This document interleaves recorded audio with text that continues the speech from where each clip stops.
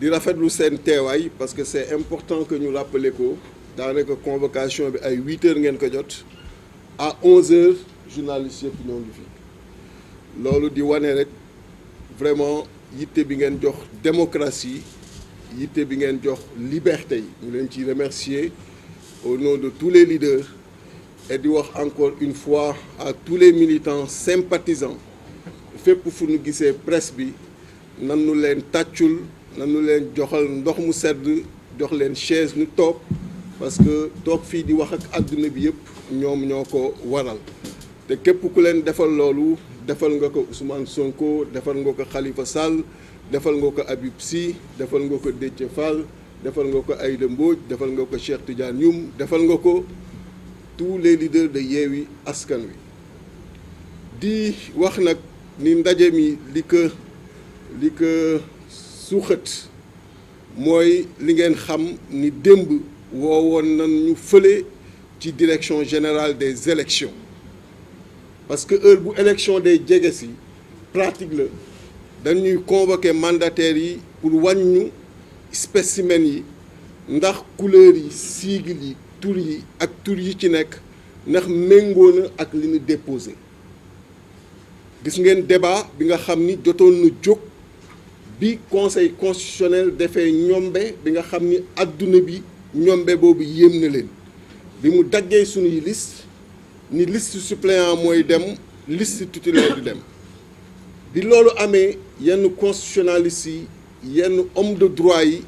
ñoo ngi doon posé wu ay questions comment ils vont faire ci liste Yewwi Askan Wi d'autant plus que liste yi war dem élection législative dafa war am photo wu tête de liste donc mu doon une équation pour dire des fois booy jël yenn décisions yi il faudrait que ngay mesurer le périmètre de ses conséquences ses répercussions ci loi bi alors que ki nga xam ni moo war tëddee ñaaxanaay war doxal loi bu fekkee moom mooy jël ay décisions yuy ñëw di tordre loi loolu day yéeme. Et pourquoi mooy démb bi ma demee toog dañ ma génneel benn bulletin benn spécimen nga xam ni en principe dañ ni loolu mooy doon après bulletin wi Yewwi biñ ko tegee turu suppléants yi ñoo nekk ci bulletin yi Yewwi Askan Wi ñu def ko amul photo tête de liste amul turu tête de liste identifiant yooyu nga xam ni tey loi bi ci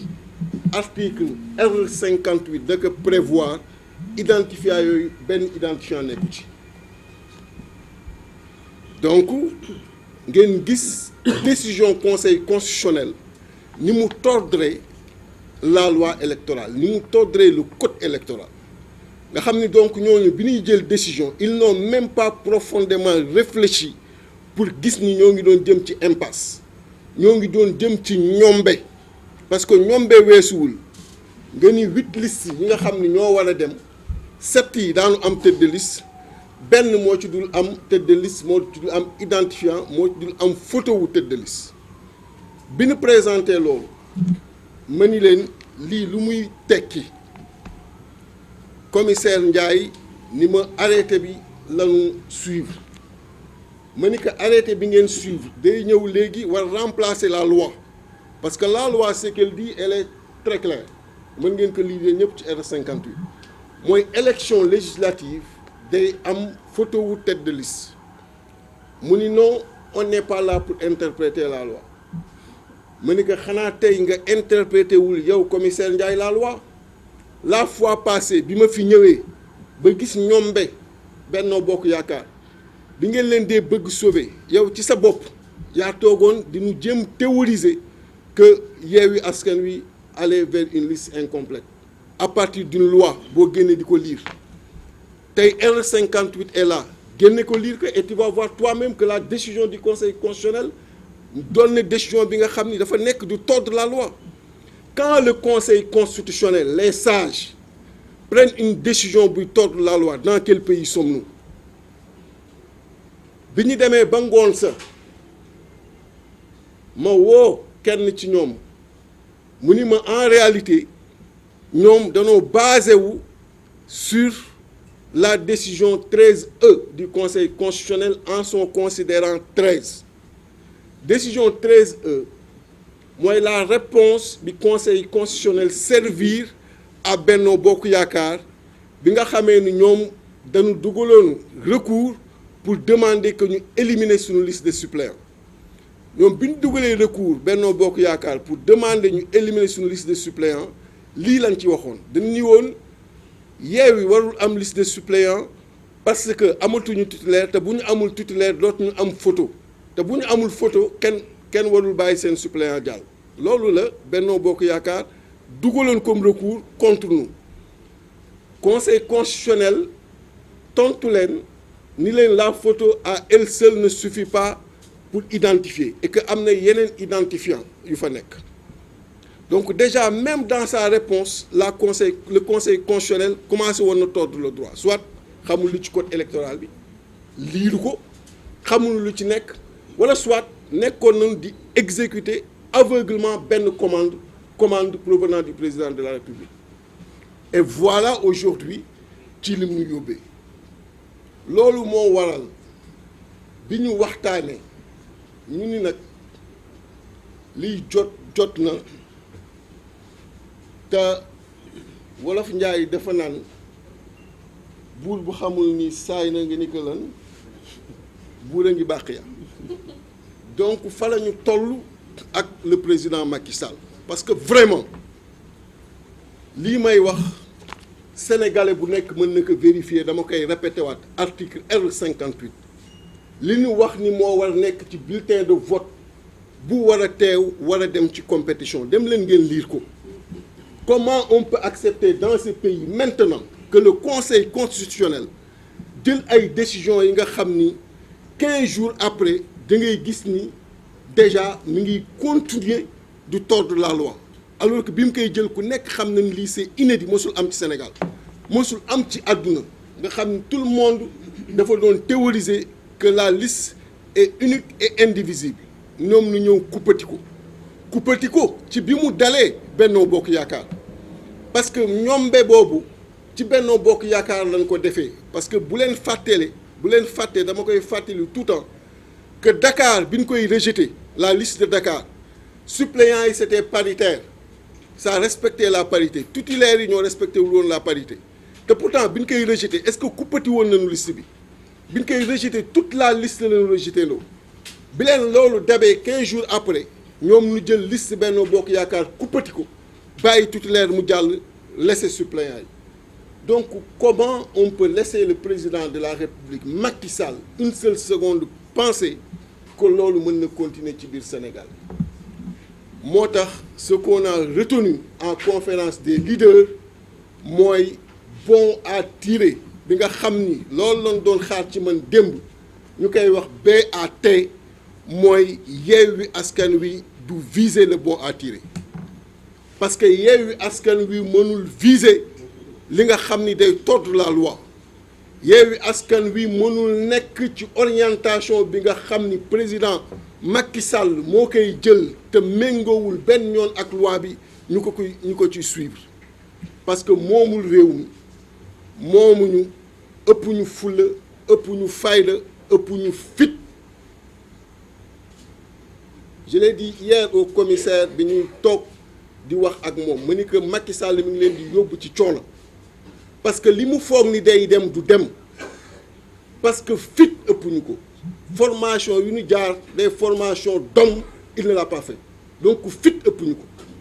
bu foogee ni nag à travers ces décisions la yëngale Sénégal yëngal sénégalais yi ku nekk xam fulla ak fayda bi nekk ci ñoom muy ñi nekk biir réew ak bitim réew bu fekkee ni jàpp na ni jël conseil constitutionnel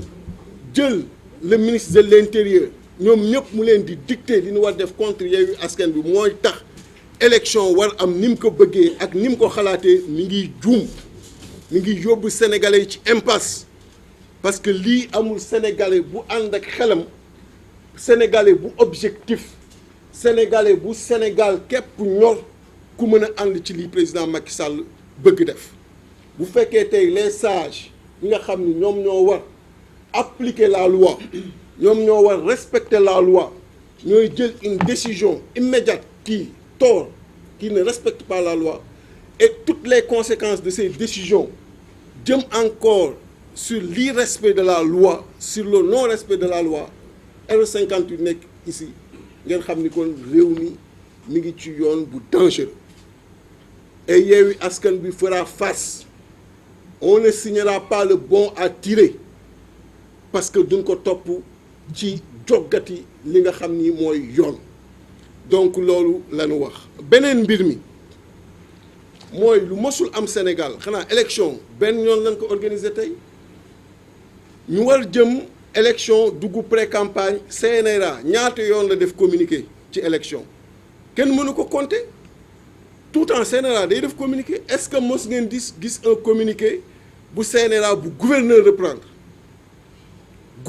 reprendre communiqué CNRA def si ay extension yi nga xam ni le code électoral n'en parle même pas extension bi nga xam ni dara taxu ko jóg lu dul jéem a anticiper ci manifestation Yewwi Askan Wi parce que tey il n'est dit nulle part que activité politique du am pendant pré-campagne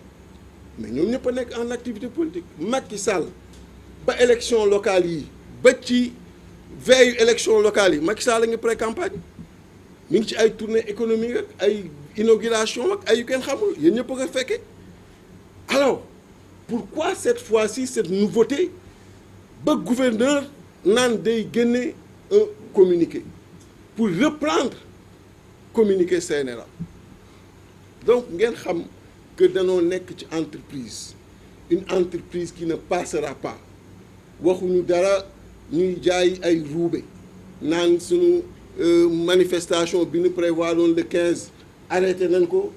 président Macky Sall ñëw doole ci karaw ni finalement sax ci xar mi karaw ni finalement sama tournée bi ma bëggoon def Casamance bàyyi naa ko dafa ñemewul dem Casamance c'est aussi simple que ça donc yooyu yëpp pour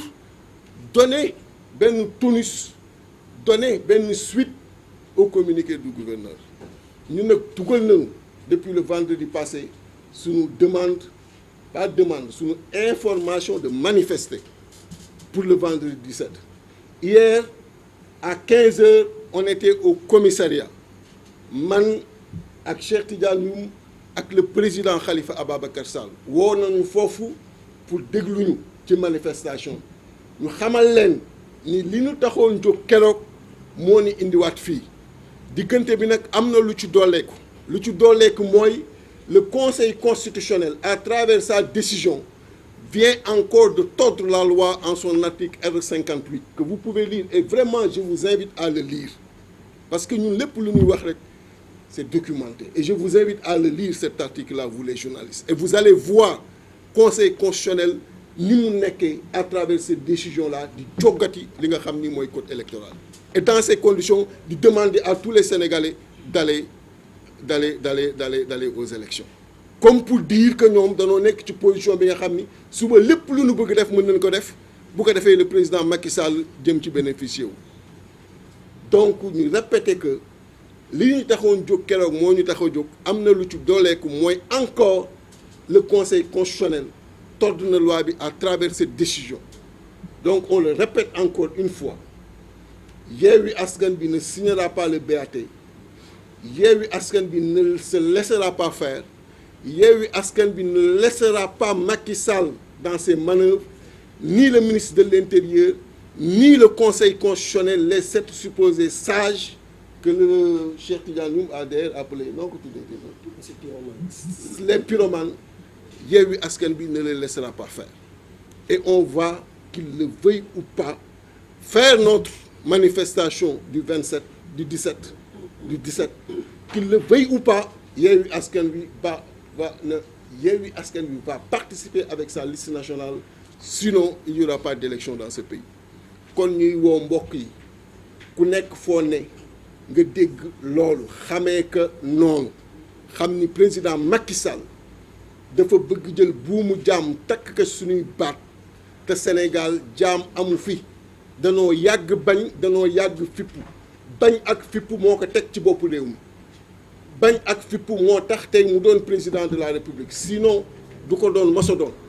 c'est le seul à avoir fait 3 ans dans l'opposition 2008 fin 2008 la ñëw 2012 mu yegg si pouvoir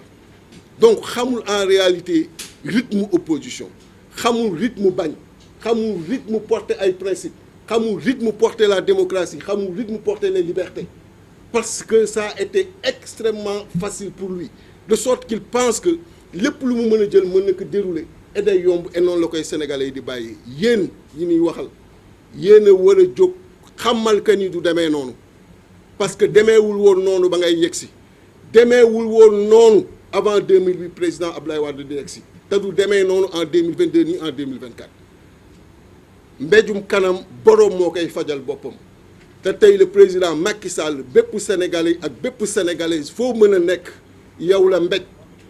ci li nga xam ni teguñu ko ci suñu bakkan dañ ko teg ci li nga xam ni moo ñu boole conseil constitutionnel ñoo todd ko encore une fois kon loolu laa amoon lu may wax